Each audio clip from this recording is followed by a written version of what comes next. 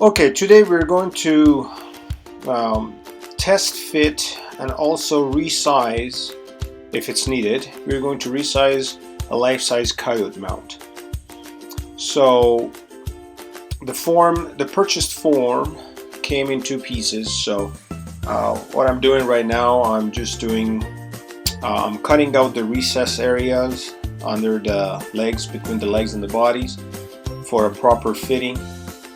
It's really needed because if you don't, you're not going to be able to push the skin all the way to the top part of the legs, and then you're going to run out of skin to bring the skin over the body.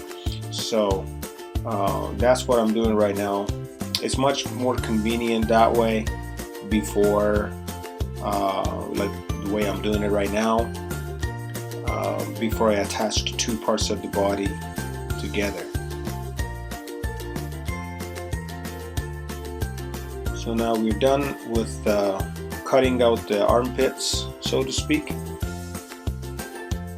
I'm just temporarily using some long screws to hold the body, two parts of the body together. And now I have the skin already tanned and trimmed and prepped and ready to mount. So what I'm going to do, I'm just going to pull it over the body and see what do we do with the size. If it's going to be a nice snug fit, or do we need to enlarge or resize the mannequin. It was a large bodied coyote, this one. The head would fit as far as I could see. The neck was alright, but the belly area was quite large. So it was quite kind of like a fat body coyote.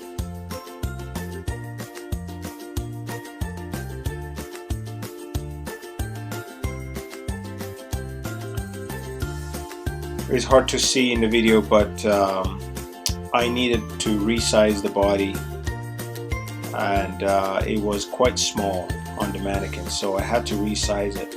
So when it comes to resizing a life-size body on any kind of animal, you need to keep in mind that the body needs to get resized three-dimensional way, from the girth, from the length, and also from the height, if you want to enlarge the animal proportionately appropriate.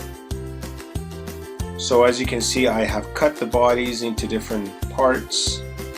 I am putting wedges, foam wedges, with the proper measurement, so I can put the wedges between the body layers and hold them together before I can pour out the foam.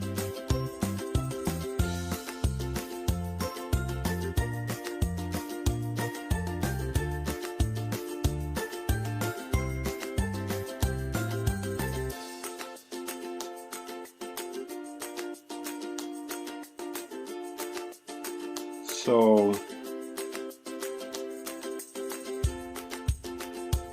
as you can see, I'm putting the blue foams in there just to keep the about 1.5 inches or about inch right in the middle of the body, and a little bit less toward the end of the body and the front of the body.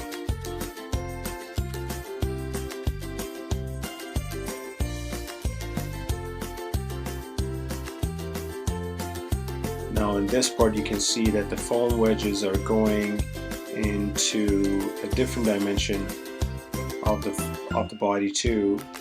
So it's going to add to, not only it's going to add to the girth, but it's not going to just make it a round body. Also the height of the body, it needs to get enlarged too.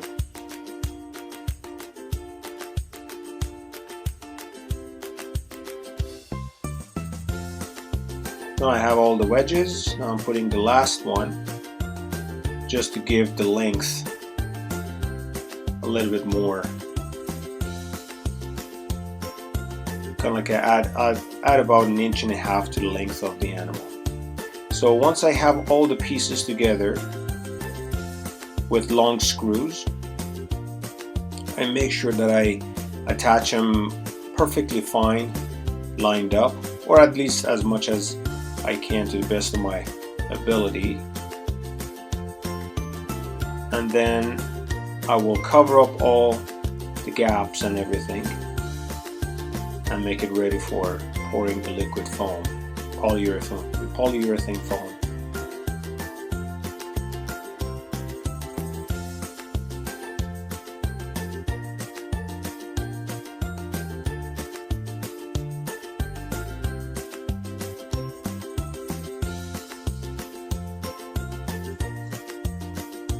So what I'm using here today to cover up the gaps, actually I'm using aluminum foil tape.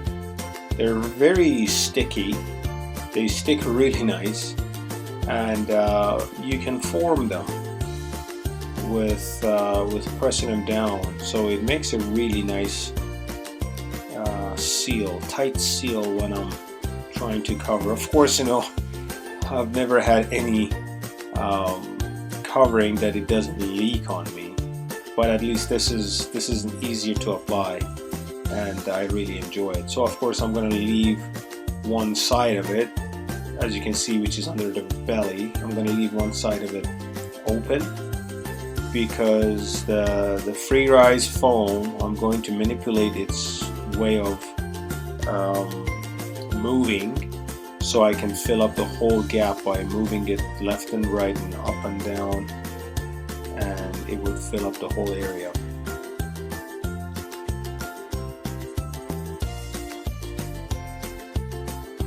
I need to mix some more to pour into the same area. The first round of foam that I pour, when I move it around like the way you see, when it sets and rise, it actually gives me a perfect seal for all the areas. And the second round of foam where I pour, then it's just going to rise up to exactly the level I want, probably a little bit more. And by removing all the foil tape, I'll have access to the excess foam that has been rising, and then I can carve it out and also reshape it to the exact shape and form that I need.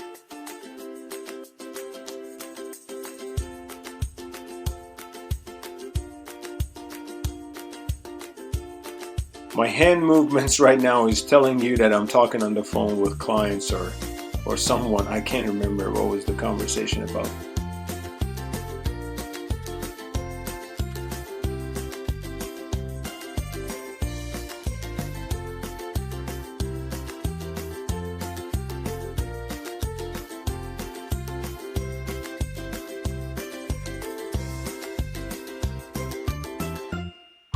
So now I'm trying to pull out all the long screws that are going to are going to create complications. So I leave some of them inside the mount, but the majority of them I try to pull out, because when I'm sanding it down or when I'm rasping it down, I usually hit the screw heads, and it just creates a little bit of a problem right there. So this is how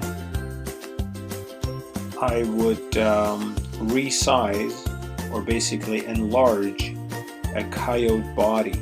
The legs were perfectly fit, just the belly area and the length of the animal needed to be resized so it would fit the cape, or fit the hide, you mean.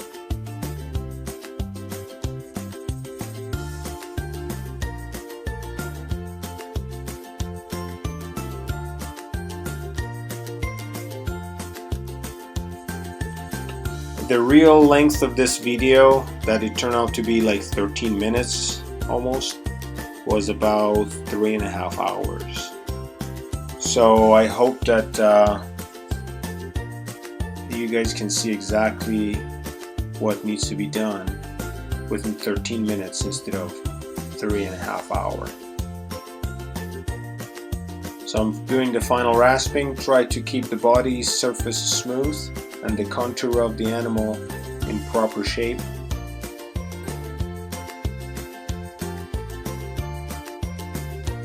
And then have it ready for mounting.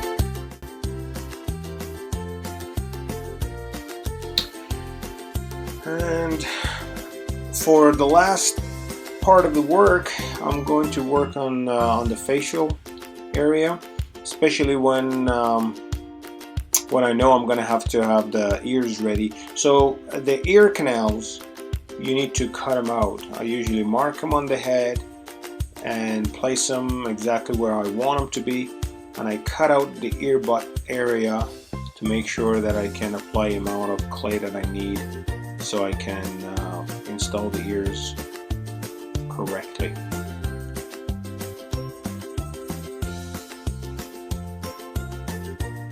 So, well, thanks for watching again. We'll see you next week in the next video.